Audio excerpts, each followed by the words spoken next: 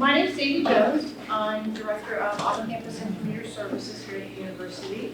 And I'm Maggie Ward. I'm the Assistant Director in the office.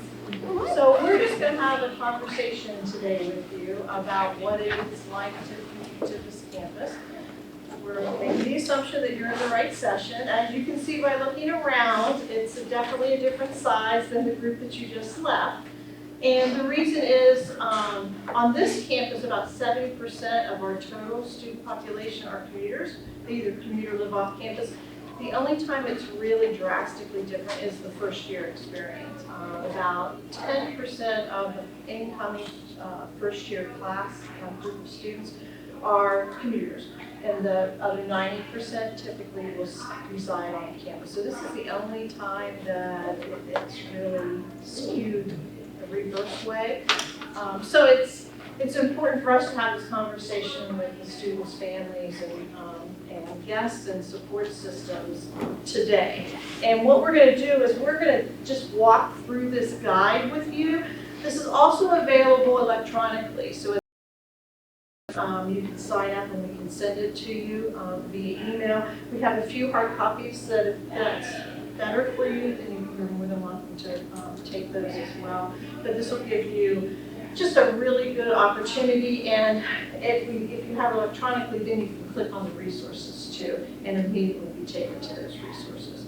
So this is a casual conversation with you, so don't hesitate to ask questions as we go along, because that's the kind of input that we want from you, and we want to provide that as well. A little bit about our office. We are here to provide services to the commuter and off-campus student population. We really stress that we are here to provide equitable resources. So even though the large group of students that you saw today, or the large group of families, are living on campus, we're here to advocate for your students and provide them those resources to make sure that they feel like this is a home away from the home that either they have with you or wherever they're living. Correct. And one of the pieces of that is that we see the students this afternoon, and one of the things that we tell them is you have access to everything that any other student on this campus has. The only thing is you just don't have a bed on this campus. So just be aware of that and take advantage of all those support systems. So one of the strong advantages is we have an office that really supports the parent and family relations. That's one of your breakout sessions today if you choose to join that. So they can provide some information. Part of I think the filming they're doing currently is to provide some of that linkage as well, and the supports that we'll be sending you, they'll also have information that they'll be sending out. So we encourage you to take advantage of everything that the university has to offer, not only for your students but for yourself as well. And we'll kind of share some of the ways that you can get involved as family and support systems. Dining options. So the key pieces as we talk to commuters is where are we going to eat, where are we going to park, how are we going to get to campus. So, and we're going to touch on that as well. So food options. One of the things that I always talk to students is have a conversation with your families about what is your time going to be spent on this campus, particularly if you're on campus a lot. Athletes are on campus a lot, those involved with maybe the sports clubs, the band, especially in the fall semesters. So think about that. If they're on the university campus quite a bit, then you may want to take advantage of one of the university's meal plans. If you're a traditional resident student, then you're forced to choose one of the meal plans. Commuters are not, because naturally they're not living on campus. So they're not forced to make that choice. But there is a 7-meal plan that students can take advantage of. Typically, however, students are more likely as a commuter to possibly just take advantage of the RAM bucks. So the students will get their RAM card and they can apply money directly on that. And it's like a debit drill down card. So the advantage is they can use it at any of the food options on campus, as well as the campus store, they can use it if they're doing things up in the copy center, a number of resources on this campus, but also places off campus. Particularly with the commuters may be doing more things off campus. So if they're driving and want to stop at Wawa, or they can use it even for Wawa gas, if they want to go up to one of the CVS, if they want to use it at some of the local dining establishments. And they'll see when you go in, and you may have noticed, especially if you're from the area or have been into some of the businesses, there'll be a photo of the RAM cards, and we take RAM bucks here. The meal trucks also do that. So again, it's just having the conversation with your student of, well, what are you going to eat? How are you going to eat? They are more than welcome to bring their lunches. A lot of commuters will do that. Maybe they're here on campus 3 days a week. So one day, okay, I'm going to go upstairs and eat within the dining in this building, or over to Lawrence, where you guys will have lunch today if you so choose. And the students will eat there today too. But a lot of times they'll find ways to just bring their lunch. Sometimes they'll pack it, sometimes they can have access to locker space that they'll put lunches in. And this building also has a refrigerator they can use, microwave services. So there's a number of different options that they can do to explore. Then I think an insider tip with food that we definitely tell our students is that there is a free Westchester Free Food Facebook page. So when organizations on it promotes the our mission of university's mission of sustainability, that when an organization or a club or an event is over, they will post on that page to say we have all this extra food that we would love anybody to have. So I know that some of our students sometimes when they forget a lunch or need something, they'll look on that page and they can find that free food. It is great, and the alert goes out, and trust me, they do show up. And if not, that food's going to be thrown away. And that's not what you want. It cannot be reused. So yeah, it's a great option. They love that. How about, I like when Sandy asks this question, what ways are your students coming to campus? Are they driving, taking the bus? How many are driving a car? Is anybody coming? I'm thinking I may not let him drive, That's fine. so I was wondering what public transportation is all Perfect. available, and we're gonna cover that. Yeah, go ahead. Parking wise, if they are coming via car, first year commuter students are allowed to have a parking pass. They're the only first year students that are allowed to park on campus unless there's a need base for our residential students. And if they are coming, they'll get an F pass, which allows them to park from 7 to 4 on South Campus. There are so right now we're currently on North Campus, down by the football stadium. There are some large lots where students are allowed to park. We have shuttle service that runs from the parking spots down on South Campus, and they run very frequently. We have what's called the WCU shuttle app, which is a GPS locating device that will look at where the buses are on campus, so that the student can look if they're sitting in the car in the rain and they don't want to wait outside. We do have some shuttle stops that are covered, others that are not, but they could see where the shuttle is. It costs $30 for the academic year, the entire year, to get a parking pass. And in July, we'll tell them this afternoon. In July, they'll get an email from Parking Services to apply for a permit. They can do that online, right, or they can do it in person at the People's Building. However, it won't get mailed to them. They'll have to come to campus in order to pick up their pass. And we encourage, The parking lot that you guys are talking about, is that indoor or outdoor? it's outdoor. It's not a parking garage, it's a surface lot. Kind of like high school parking lot? Yeah. Yes. That's much better here than, okay. They're not having to park on the street. In fact, we don't want them on the streets. It's very expensive to park on the streets.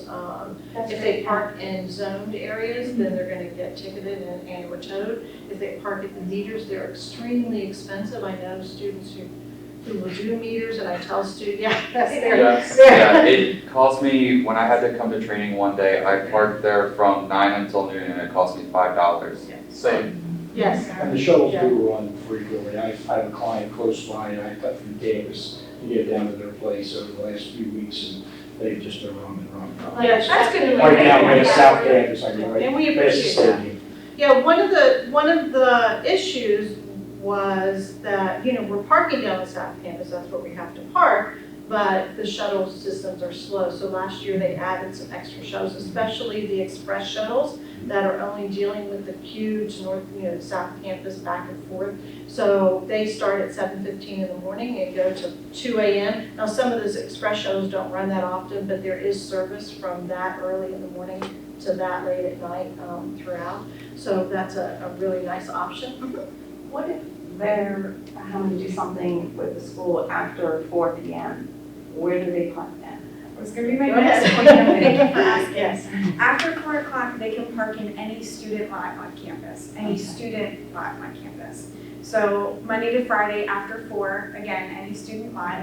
On the weekend, they can park on any student lot at any time. Yes. So one of the things that we encourage them to do is if you're following the rules, you park on South Campus, but I'm going to stay after for a program that I want to go to, or I'm meeting up with, friends or classmates, then find time, go ahead after 4 o'clock, go down, come up, move your car, so then it's available on North Campus and you don't have to ride that shuttle.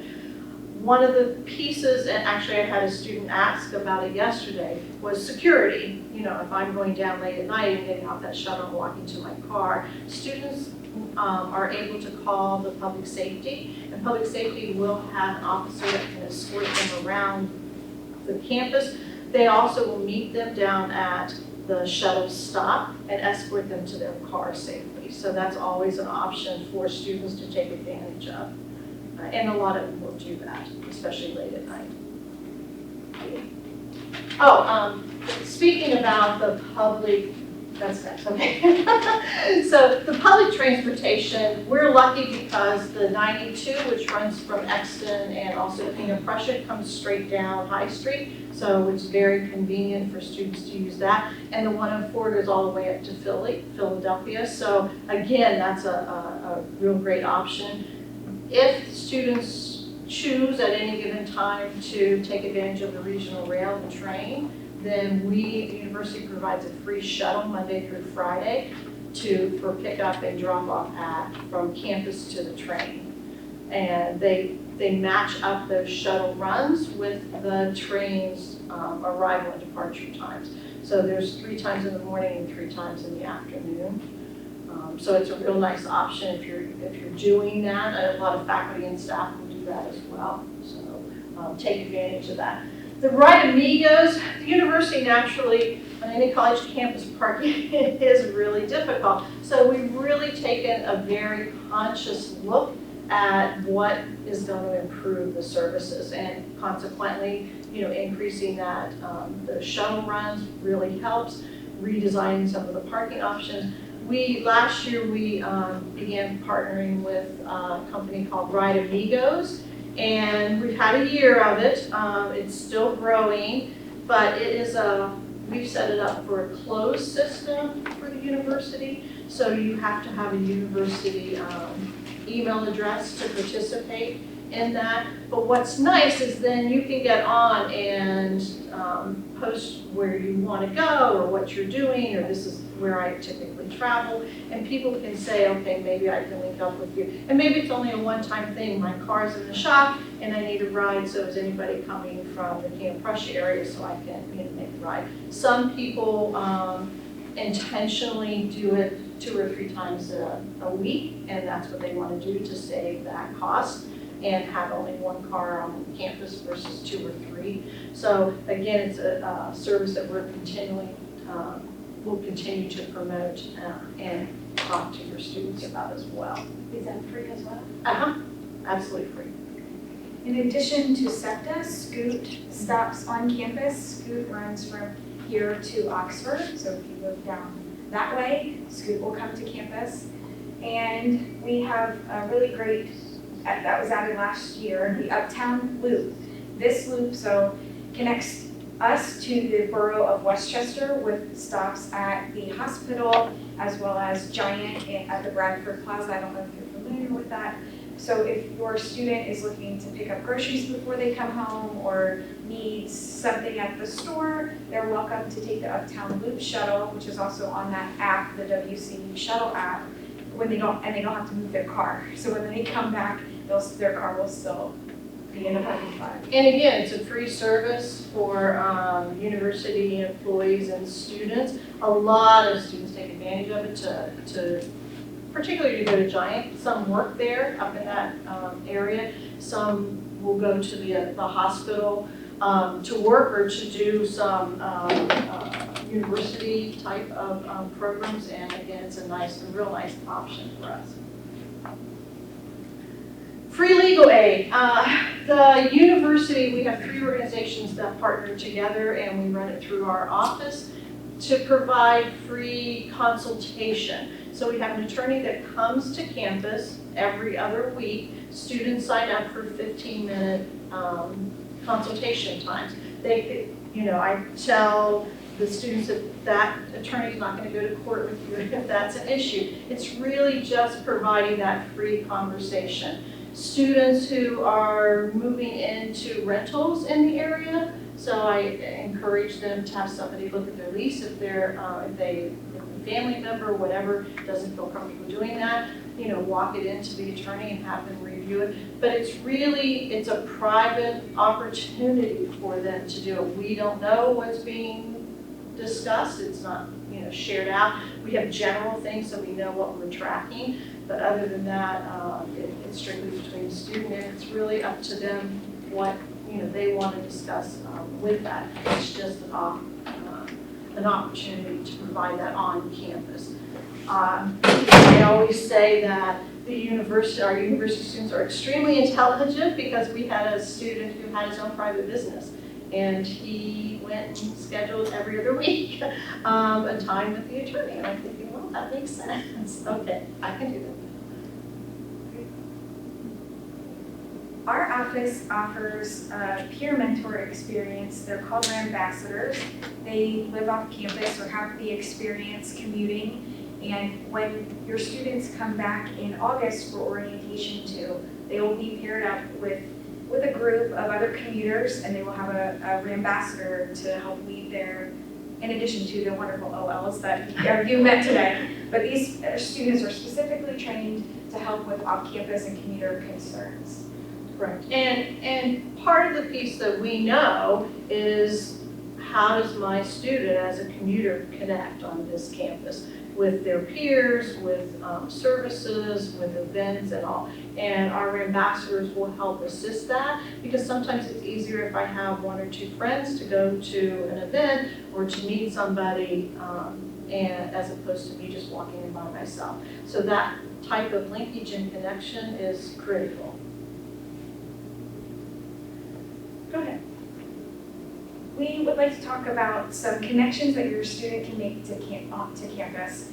Sandy always says that your student should try to make at least one connection with a group or organization. It's difficult with commuter students because they might be doing a 3-point commute. They might be coming to campus, they might be going to work, they might, then they're coming home, so they're doing 3 different things throughout the day. So we encourage them to get involved with at least one thing on campus. When they get here, they're automatically a part of the Off-Campus and Commuter Association. This is a student-run organization that meets every week on Wednesdays at noon. And they also provide a free lunch for commuter students. So we like to say that the students love that.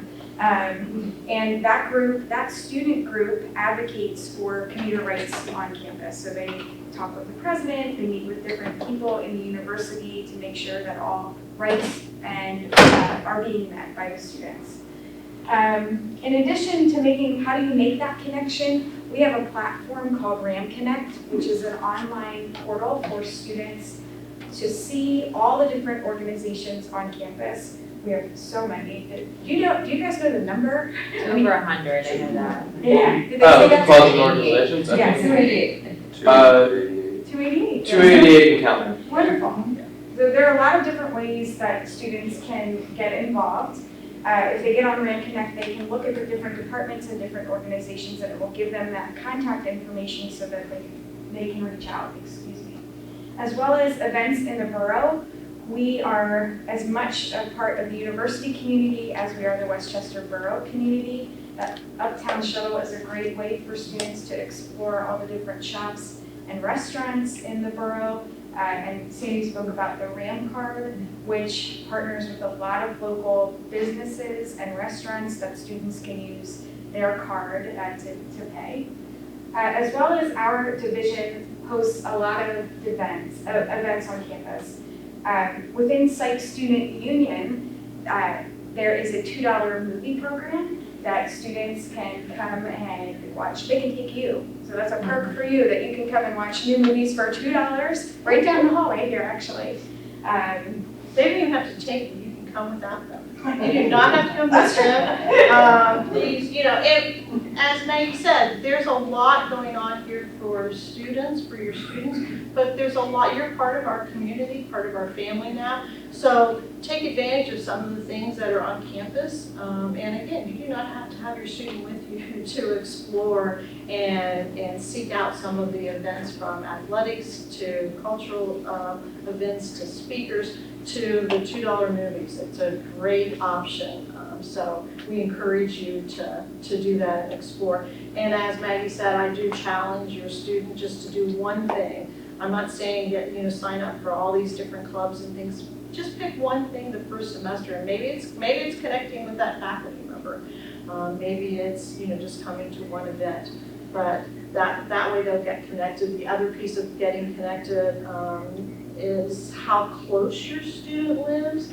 So I'll definitely challenge the ones who live really close to campus, because it's easy for them to go home. I want you to kick them back out the door. It's nice to be on your own couch. It's nice to be able to open your own refrigerator, but kick them back out, because we really want them to have the experience of being a part of this campus. That doesn't mean they have to be here 24/7.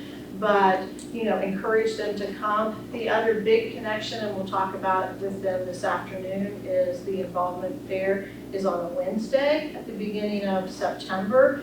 And so if your student does not have a class on that Wednesday, kick them out the door, tell them to come and explore, because that's an opportunity to, on a very casual basis, to meet some of those students that are members or leaders within those clubs and organizations.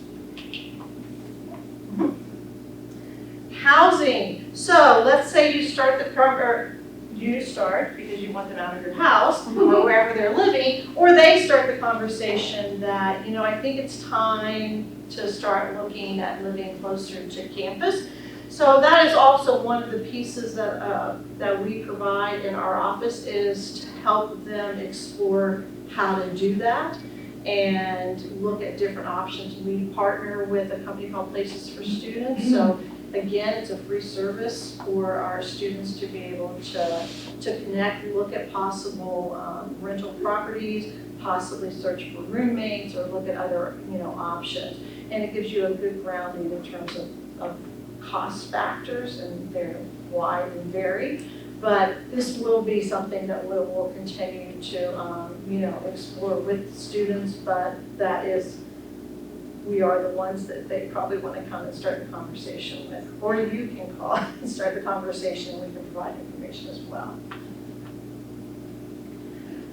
So, questions. We went over a number of different things, touched on a number of different pieces. One of the things that I want to feel comfortable with is that we helped answer possibly some of the questions that may have been on your mind when you first knew you were coming to campus today. As I said, this resource, when we send it digitally, you'll be able to click on a number of those source resources and get more additional information. We tried to touch on just a smattering of things. Yes, Lisa? After 4 o'clock at that parking lot, are the other student lots free, or does he have to pay? No, all the student lots after 4 are free, because it doesn't matter what hash you have. So you would be able to pull in and park, and definitely on the weekends. The weekends, even for you, if you come to campus, You're not gonna have a hang tag or anything in your car. You can still park in the student lots. They're well labeled, so. You mentioned locker space. What access and where are they? Good question. There's a lot of lockers in this building, it's like Student Union, intentionally. And if you pay attention now, as you walk throughout the building, they're on this ground floor. So they're $15 a semester or $20 for both academics semesters. And students can register for those at the ticket window, the SSI ticket office there, or service office. That's here. It's great. I always tell this story because I remember walking down the hall and I didn't know whether to help or not. There was a student who was trying to close the locker, and I knew she was a commuter, but she had so much stuffed in her locker. I mean, there were umbrellas and sweatshirts and crackers, and it was just everything that was falling out. But that was her home. You know, this is where I am when I'm here on campus. And especially for first-year students, you may keep an umbrella, or you may keep a sweatshirt, or you may keep your snacks down in your car, but you're parked on South Campus. Now you're gonna have to go to South Campus and get them or do without. And so it's a nice option to just have that little landing space available for them. And when is that available for purchase? I think you can do it now. I'm not sure what their timeline is. It's interesting. See, you asked a question, now I don't have an answer to it. I'm gonna get it, yes. How far is the walk if they were to walk from South Campus? It's a mile. Just 1 mile? Yeah, Oh, it's so a they mile. don't really need to shovel. But there's no sidewalks or anything? Yeah. How long? Well, Oh, yeah, there is there are. It's all residential. Oh. Houses up and down both Yeah. sides. Okay, I didn't Yeah. You go past It's the food easier- center, it's easier going down because It's a it's, hill. yeah, coming back, you're coming uphill. But yeah, you'll see people walking there all the time. We also have access to Zagster bikes. So there's one bike station down here, there's 2 up here. And we always offer specials at the beginning of the year. And it's only $10 for the year to be able to log into the bikes and ride them between campuses or on campus, whatever. Well, not a question, but there's also student housing down on South Campus. There is There's student not- so housing There's down. other students coming up Absolutely, on the shuttles, correct.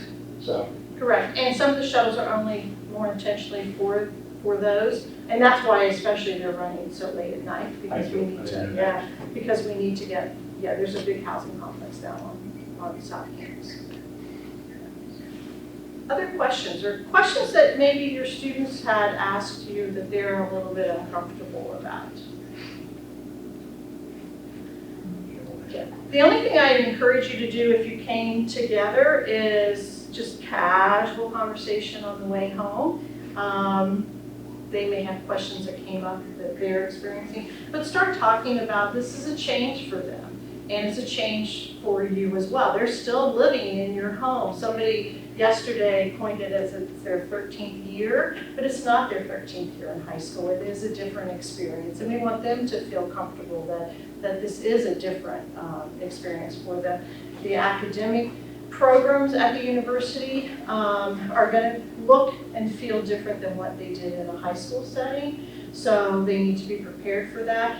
Also, I always encourage students to start having this, or parents more, or families, to have the conversation of what your expectations are. Because I know students who have family commitments that's going to continue regardless of what they do academically. So have that conversation. If you need them, so let's say I'm a student and Lisa asked me, hey, you know, can you stay a little bit later tonight? I want to go to this event at Sykes. And so she's a resident student, so she's not calling home and saying, you know, am I allowed to do that? But your student may. You know, that may be a requirement that you ask for your student. I just need to know. Or you may say, no, just send me a quick text or whatever. I don't really care. It's what works for you, but it's nicer to have that conversation prior to the student, you know, stepping foot on the campus. And you also don't want to limit those opportunities for those connections. I do tell the students if they have trouble making the connections with their peers, the advantage is, as Maggie had touched on, first-year res students are not allowed to have cars.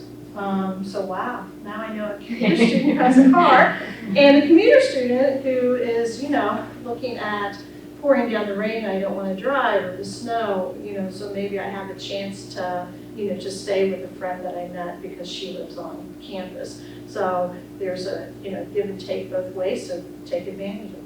Oh, so speaking of that, do they need any special permission to stay in the dorm with a friend? The res life students will go through certain parameters that they have to do, so.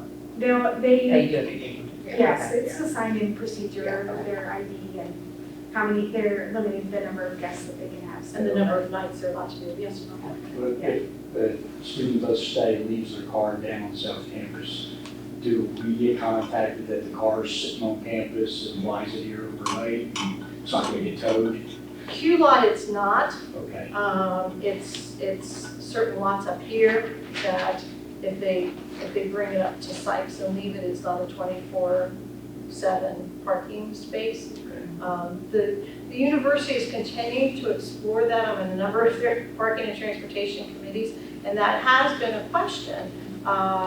Sometimes we want to leave our car for whatever reason, and do I have to move it at a certain time? And we're continuing to explore that because that's a legitimate concern by the students. And we're trying to frame it that maybe all those can be housed in this section, and that way the officers know, no, these cars are allowed to be here. We're not, concerned about them. Thank you. Any other questions? One other quick one. If they bring their lunches, are they allowed to go to the dining hall with friends? Like, are they allowed through with their own lunches to sit there with their friends? The problem, probably not into No. Lawrence, because you're paying when you go in, and then you have access to everything. It's the all you can eat area, so then that's what's nice sometimes, to put some Rambucks on for that opportunity. They can, I think it's like $5.20 a meal, I think is what So it's they up can just to. $5.60. 560. It's $5.60. $5.60, okay. And they can eat upstairs in the court. Yeah, there's food all over the place, throughout the area, but that would be the only restricted area that they're gonna be, required to pay to go in. I just want to go back to, you said that, the parking, if it's after 4 o'clock, he could keep the car there, he doesn't have to move the car He does not have to move the car at all. at 4. Correct. Oh, I thought like he had it if he had No. class, he had to go at like 4 o'clock, move the car somewhere else. No, absolutely. You can keep it in Q lot the entire time. The advantage is if you're having class or something on North Campus, when you leave, if you're done at 9 p.m., you may not want to take the shuttle down to South Campus. So sometimes people will go ahead and move it up here so they don't have to do that later on at night. But no, they can absolutely be down there after 4. Okay. Yeah, absolutely. You Yes. might want to let your student know, though, that 4 o'clock is a hot time. Yeah. Extremely. And so Correct. if they try and move their car from South Campus for a 4:25 class, they change from 4:20 to 4:25 or something like that. They will have a hard time finding a spot and then they'll be late for their class. The 7 o'clock classes, they should be okay. Correct. It's more that, it's good, very good point, because it's like sharks out there at that time, because some people are actually classes, the evening classes, so they're pulling in. A lot of the grad classes are at Yes. 4. Correct. So, but it really is just a balance of what, and it's a learning curve. One of the things I will tell you, please, your students probably are gonna come home at the first week of school and, what am I doing? This isn't gonna work. I hate this commute. Parking's crazy, traffic is insane. The first week is insane because there are so many people on campus who typically aren't here. Faculty are here who typically wouldn't be here every single day. Students are coming in to buy books, meet people, whatever, and they may not be here every single day. Everybody's getting acclimated. Once that first week and or 2, things really start settling down, and then you can kind of have, I can breathe again. So just be patient with them and remind them that this will work out. So they may have to leave a little bit earlier, those first couple weeks particularly.